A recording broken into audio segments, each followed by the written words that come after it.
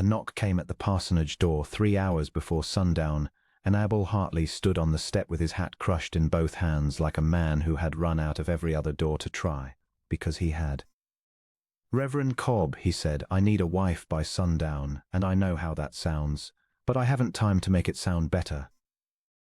Reverend Cobb, who had buried Abel's father 8 months before and knew the whole sorry shape of the Hartley note, did not laugh, which Abel was grateful for, because he was one wrong word away from either weeping or riding off a cliff, and he hadn't decided which.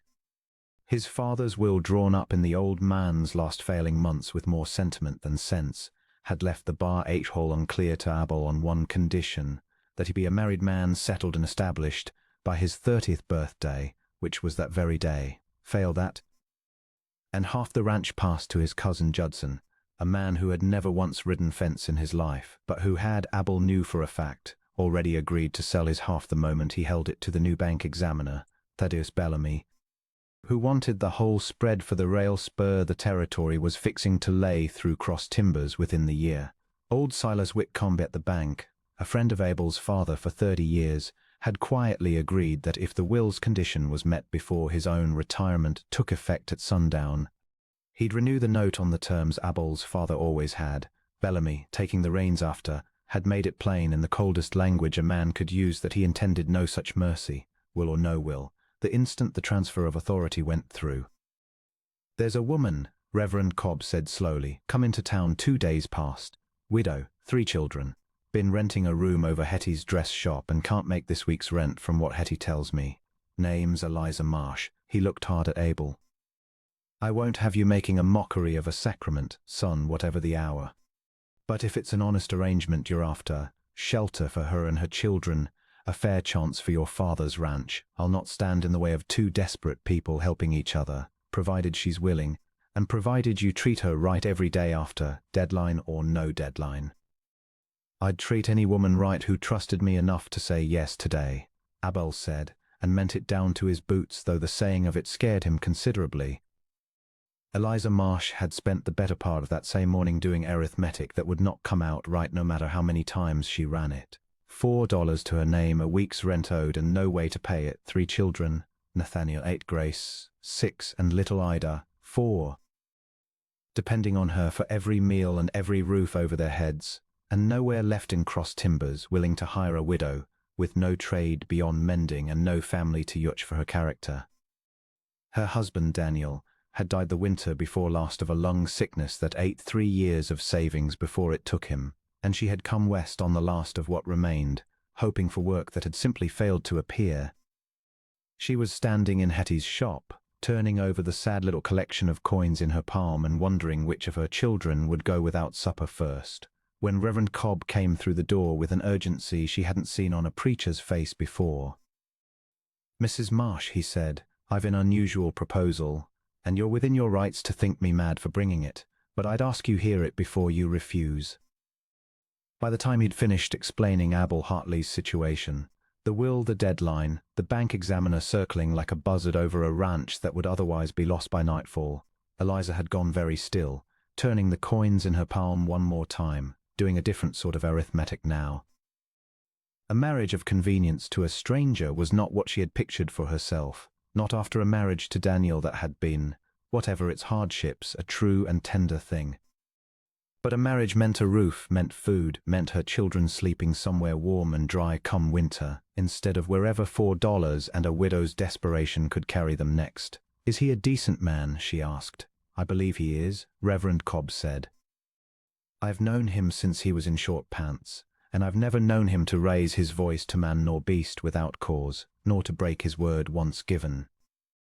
Eliza looked at her 3 children, playing a quiet game with buttons on Hetty's back step, because there was nothing else to occupy them, and felt the last of her hesitation give way to something harder and more practical than romance. "Then I'll meet him," she said, "and if he's willing to take on 3 children that aren't his own, and if he means the arrangement honestly, I expect I'll say yes." They met on the church steps with less than 2 hours left before sundown, and Abel, seeing her for the first time, travel worn but straight-backed, her 3 children arranged around her with the careful watchfulness of children who had learned early that the world did not always deal kindly, felt something in his chest that had nothing to do with wills or deadlines at all. A small, unexpected softening he had no time to examine properly. "Mrs. Marsh," he said, "I won't pretend this is a proper courtship, and I won't blame you if you think me a fool or worse for asking. But I've a ranch that's been in my family 2 generations, and I mean to keep it in a 3rd, and I've nothing to offer beyond honest work, a roof that doesn't leak, and my word that I'll treat you and your children with respect every day we're wed, convenience or no convenience. And I've nothing to offer beyond 3 children who eat a good deal and a widow's savings that wouldn't fill a coffee tin," Eliza said, matching his plainness with her own. "But I'll work hard, Mr. Hartley, and I'll raise no quarrel about the arrangement being practical rather than romantic. Provided you're honest with me about what you expect." "I expect a partner," Abel said. "Nothing more and nothing less. Whatever else grows from it, or doesn't, is between us and no deadline." She looked at him a long moment, at the tired honesty in his face, the careful way he'd spoken to her rather than at her, as though her answer genuinely mattered to him beyond the will's requirement, and found herself nodding before she'd fully decided to. "Then I accept, Mr. Hartley. For my children's sake, if nothing else." Reverend Cobb married them in the church, with the last hour of sunlight slanting gold through the west windows, Nathaniel standing solemn beside his mother, Grace clutching Ida's hand, Hetty from the dress shop the only other witness. And when Cobb pronounced them man and wife, with 50-some minutes of daylight yet to spare, Abel felt the strangest mixture of relief and terror he had ever known in his life, marrying a woman whose favorite color he did not yet know, whose late husband's name he'd only just learned, and who was now, by every law of the territory, his. Thaddeus Bellamy arrived at the Bar H the following morning to review the notes transfer, and found instead a signed marriage certificate waiting on the kitchen table and Silas Whitcomb's own hand already applied to a renewed note under the old terms, and though his face didn't move much, something behind his eyes went cold and calculate in a way that told Abel this matter was far from finished. "Convenient timing," Bellamy said, turning the certificate over as though he might find a flaw in the ink itself. "A stranger married within the hour, the very afternoon of your deadline. I've seen sham marriages before, Hartley, arranged for less honest reasons than yours, and I intend to look closely at this one before I'm satisfied it's legitimate." "Look as close as you please," Abel said evenly, though his jaw was tight. "You'll find a wife under my roof, her children fed at my table, and a marriage entered into honestly before God and Reverend Cobb, whatever the hour it happened." "I'll want to speak with your wife," Bellamy added, pausing at the door, "and with the Reverend who married you, and with anyone else in town who might recall the particulars of yesterday's ceremony. A man in my position can't simply take a rancher's word for a matter this significant to the bank's interests." "Speak with whomever you please," Abel said. "You'll hear the same account from every one of them." Bellamy left without further comment, but Abel understood, watching him ride out, that he had traded one deadline for a longer, quieter war, and he said as much to Eliza that evening over a supper she'd cooked from what little the larder held, the two of them still learning each other's silences across a table that had, until yesterday, only ever seated one. "He'll look for reasons to call it false," Abel said. "A marriage in name only entered for the property, not the partnership. I don't know what proof a man like that requires, but I suspect he'll manufacture it if he can't find it honest." "Then we'll give him nothing to manufacture," Eliza said, with a steadiness that Abel was coming to recognize as simply the shape of her, forged by years of hardship into something unbending. "I mean to keep my word to you, Mr. Hartley, same as you've kept yours to me. Whatever this marriage started as, I don't intend to make a mockery of it, for Bellamy's sake or my children's or my own conscience." "Abel," he said, "you may as well call me Abel, if we're to convince the whole county we're truly wed." "Abel, then," she said, and something in the way she said it, testing the name in her mouth like she was deciding whether she liked the taste of it, made him smile for the first time since his father's funeral. Convincing the county proved harder than either of them expected.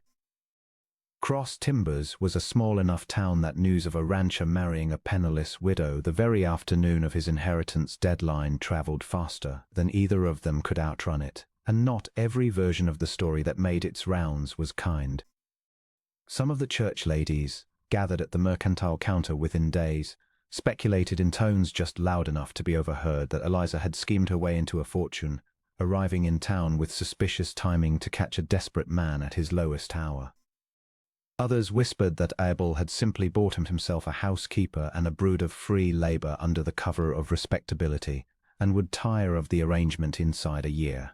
Eliza heard both versions within her first week as a married woman, delivered secondhand by Hetty, who reported them with evident disgust at the pettiness of her neighbors, and she found herself, for the first time since the wedding, genuinely afraid, not of Abel, whom she was coming to trust more each day, but of a town that seemed determined to see her as either a schemer or a burden, with no room allowed for a woman simply doing right by her children. "Let them talk," Abel said, when she confessed the whispers to him one evening, her hands twisting in her apron in a way that told him plainly how much they'd wounded her despite her effort to seem unbothered. "I've lived in this county my whole life, Eliza, and I know how quick it is to gossip and how slow it is to apologize once the gossip's proven wrong. Give them time. They'll see what I already see plain as day." "And what is that?" she asked, quieter than she meant to. "A woman who's raised 3 good children on grit alone, who works harder in a day than most of this town works in a week, and who married a stranger not for his land, because she'd run out of every other door to knock on, same as I had." He held her gaze steady. "That's nothing to be ashamed of, Eliza. That's something to be proud of. And I mean to make sure this whole county comes around to seeing it that way eventually, even if it takes longer than either of us would like." The days that followed took on a rhythm neither of them had expected to find so easily. Nathaniel, quiet and watchful at first, took to following Abel around the barn with the fierce, hungry attention of a boy who had lost his own father too young to learn a man's work, and Abel found himself, without quite deciding to, teaching the boy to mend harness and read the weather same as his own father had taught him. Grace developed an attachment to the ranch's aging mare that bordered on devotion, and little Ida, barely past babyhood, took to following Eliza's skirts through the kitchen garden, chattering about nothing in the particular way of small children who have decided a place is safe enough to be curious in. Abel caught himself some evenings watching Eliza cross the supper table and forgetting entirely that their marriage had begun as a bargain rather than a courtship. She had a way of running the household that reminded him, painfully and sweetly both, of his own mother.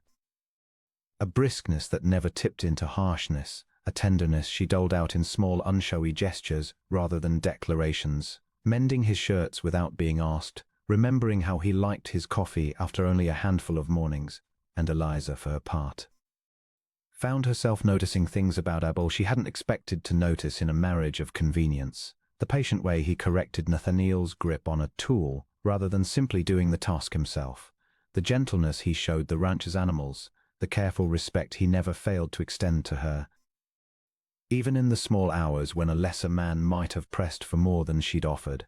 "You don't have to be so careful with me," she told him one evening, some 3 weeks into the arrangement, when he'd hesitated at the parlor door rather than enter while she sat mending by lamplight. "This is your house, Abel.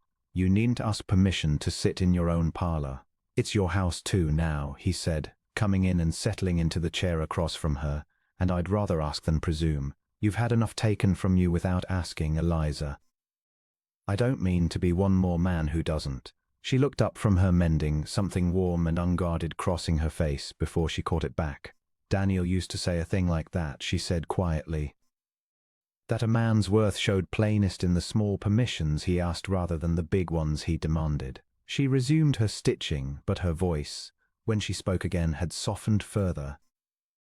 "I think you'd have gotten on well with him, strange as that is to say to the man I married in his place." "I take that as the compliment I believe you mean it as," Abel said, and the quiet that settled between them after was not the careful, measuring quiet of strangers any longer, but something gentler, something that was slowly, and without either of them quite naming it, becoming love. The turning point with the town, when it came, arrived from an unlikely quarter. Little Ida took sick with a bad croup one night in early October, her small chest rattling and her breath coming in frightened whoops that had both Abel and Eliza up past midnight taking turns holding her over a kettle's steam, and it was Abel who rode the 6 miles to town himself in the black hours before dawn to fetch Og to rise. refusing to send a hand in his place, because he told Eliza flatly he wasn't about to trust his daughter's breathing to anyone else's urgency but his own. He said the word daughter without seeming to notice he'd said it, and Eliza, exhausted and frightened as she was, felt something in her chest crapen with tenderness at the hearing of it. Dr. Reyes came and stayed the rest of the night, and by the time the worst of the crisis passed toward dawn, word had already begun spreading through crossed timbers of how the new Mr. Hartley had ridden through the dark like a man possessed to fetch help for a stepdaughter not 4 months into his marriage, refusing every offer to send someone else in his stead. It did more to soften the town's opinion of the match than any amount of Eliza's own quiet dignity had managed alone, and within a fortnight, the whispers at the mercantile counter had shifted their tenor considerably. Several of the same church ladies now inquiring after Ida's health, with what seemed genuine concern rather than curiosity dressed up as kindness, was Bellamy, of course, who would not let the peace hold. He came around twice more that month under thin pretexts, a routine review of the note's collateral, a question about the boundary survey, and each time, Abel noticed, he watched Eliza and the children a beat too long cataloguing something. On the second visit, he found occasion to speak with Eliza alone on the porch while Abel was occupied at the barn, and his questions, though phrased politely enough, carried an edge she didn't miss.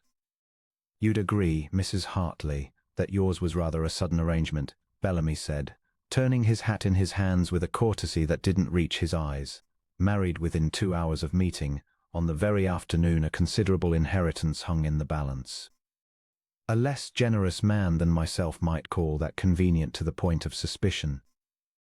"A less generous man than yourself might also consider," Eliza said, matching his courtesy with a steel of her own, "that a widow with 3 hungry children and $4 to her name doesn't have the luxury of a long courtship, Mr. Bellamy, whatever the timing looks like from where you sit. I married honestly, for reasons that were practical at the start and have become considerably less practical since. If you mean to accuse me of scheming, I'd ask you say so plainly rather than circling it." Bellamy did not answer that directly, only touched his hat and took his leave, but Eliza told Abel everything that evening, and it was the first time she saw real anger cross his face rather than mere worry. "He's building a case," Abel said. "Testimony, timing, anything he can twist into evidence the marriage was a legal maneuver rather than an honest one. I don't know what he means to do with it, but I don't like the shape of it one bit." It was not many days after that Hetty rode out special to warn them that Bellamy had been in town asking pointed questions of anyone who'd witnessed the wedding, hunting for any hand who'd say the marriage was arranged purely as a legal maneuver, gathering testimony, it seemed, for a formal challenge to the note's renewal. "He means to prove it was never a real marriage," Abel said grimly. "Never mind that it's realer to me now than most marriages I've seen entered into for love alone."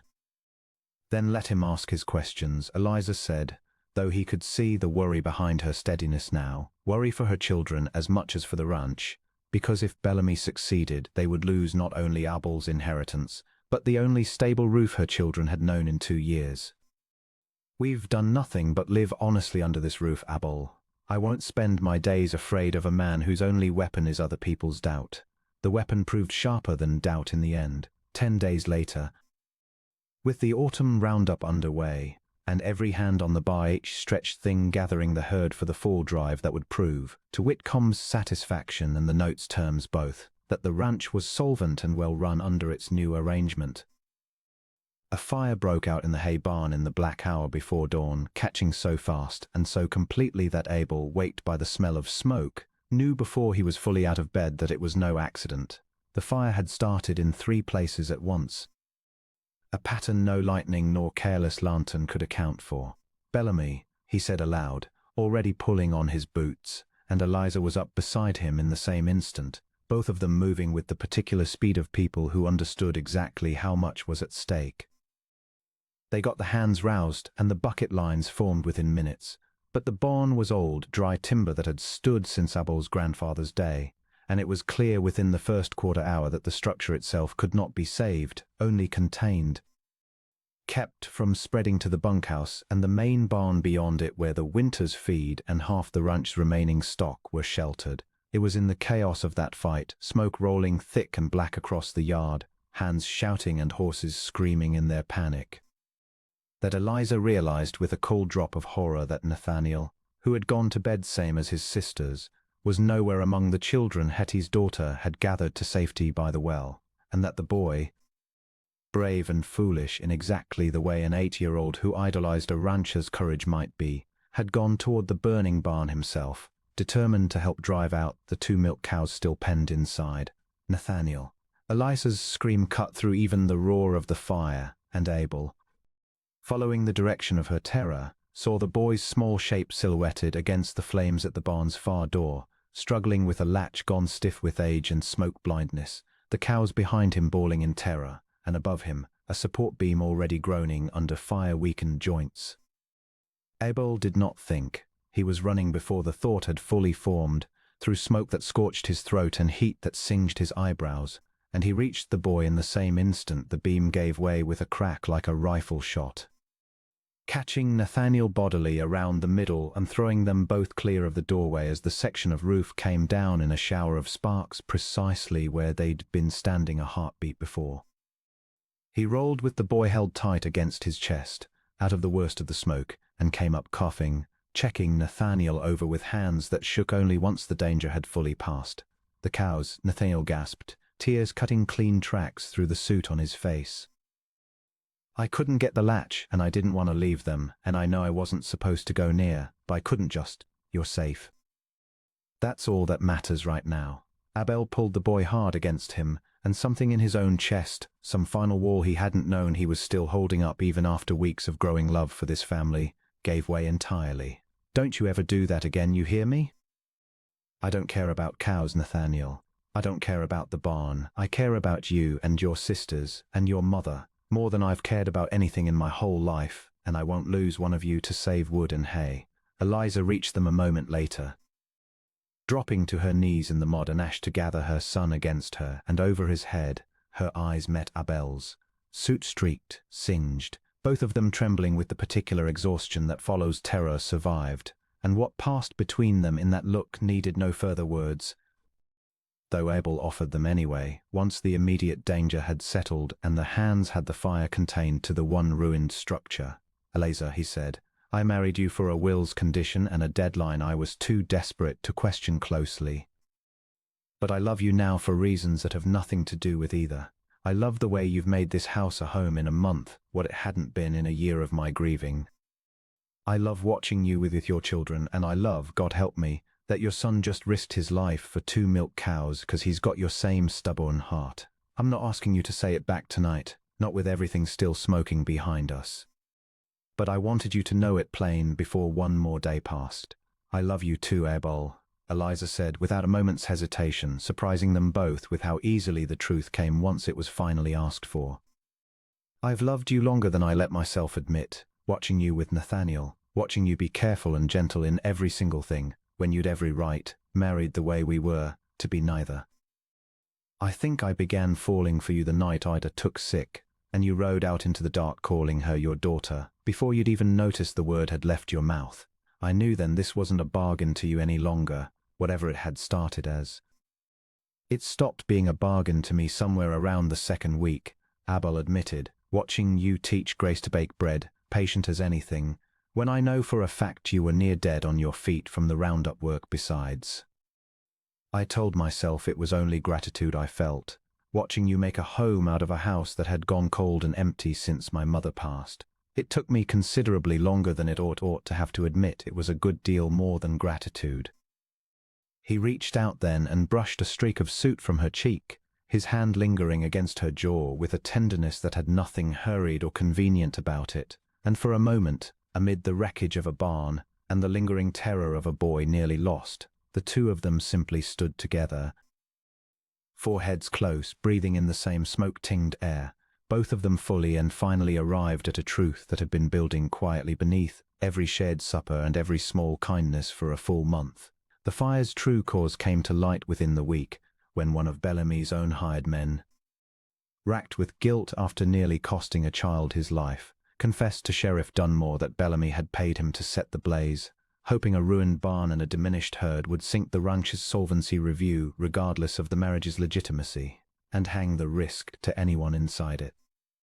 Bellamy was removed from his post by the Territorial Banking Commission within the month, his ambitions for the rail spur land quietly reassigned along with him, and Silas Whitcomb, unretired in disgrace's wake to oversee the transition properly, personally rode out to the bar H to shake Abel's hand and tell Eliza that in 30 years of banking, he had never seen a marriage of convenience mature into anything half so genuine, nor so quickly. The note itself was cleared entirely within the year, the fall drive proving, exactly as Whitcomb's terms had required, that the ranch stood every bit as solvent under its new arrangement as it had under the old. The town's opinion, once so quick to whisper, turned fully and thoroughly in the Hartleys' favor after the fire, word of Nathaniel's rescue and Bellamy's exposed treachery spreading through cross timbers with far more energy than the original gossip had ever carried. Mrs. Purcell, who had been loudest among the church ladies casting doubt on Eliza's motives, arrived at the bar H not 2 weeks later with a basket of preserves and an apology delivered with considerably more humility than pride, and Eliza, who had learned a great deal that year about the true measure of grace, accepted both without a trace of the bitterness she might once have felt entitled to. They rebuilt the barn come spring, the whole community turning out to raise the new frame in a single long, cheerful day, tables set up in the yard groaning under dishes brought by the same women who had once whispered doubts over the mercantile counter.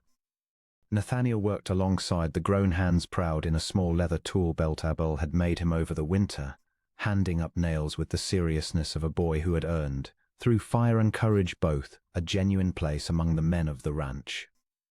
Grace, who had never fully recovered her fear of the old barn's memory, found comfort instead in a new foal born that same spring, spending whole afternoons in the paddock murmuring to the little creature the same soft nonsense Eliza murmured over her children at bedtime. Ida, fully recovered from her croup and grown sturdy and round-cheeked through a winter of steady meals, toddled after the barn cats with an abandon that made Eliza's heart ache with gratitude every time she watched it. Eliza stood at the edge of the gathering watching the new frame rise with her husband's arm around her shoulders, and thought whether ledger had first brought them together, a will's deadline, a widow's desperate arithmetic scratched out over $4 lonely, had long since been settled in a currency far richer than either of them had bargained for that frantic afternoon on the church steps. She thought of the woman she'd been that morning at Hetty's shop, turning coins over in her palm and wondering which child would go hungry first, and marveled quietly at how completely that fear had been replaced by a fullness she'd stopped believing she was owed. Abel, watching the same rising timbers, thought only that his father's will, written in grief and hope both, had gotten exactly the ending it was after, though not one word of it could have accounted for how completely he would come to love the wife it had pushed him toward marrying, nor how thoroughly she and her children would come to feel, within a single season, like the family he had been missing his whole life without knowing its shape. He tightened his arm around Eliza's shoulders, and she leaned into him without hesitation, the way a woman leans into a home she has finally, fully, trusted to hold. Somewhere behind them, Nathaniel laughed at something one of the hands had said, a boy's easy, unguarded laugh that Eliza hadn't heard from him in the 2 hard years since his father died, and she thought that of all the small mercies that frantic Sundown deadline had brought her family, that sound alone would have been worth every risk of saying yes.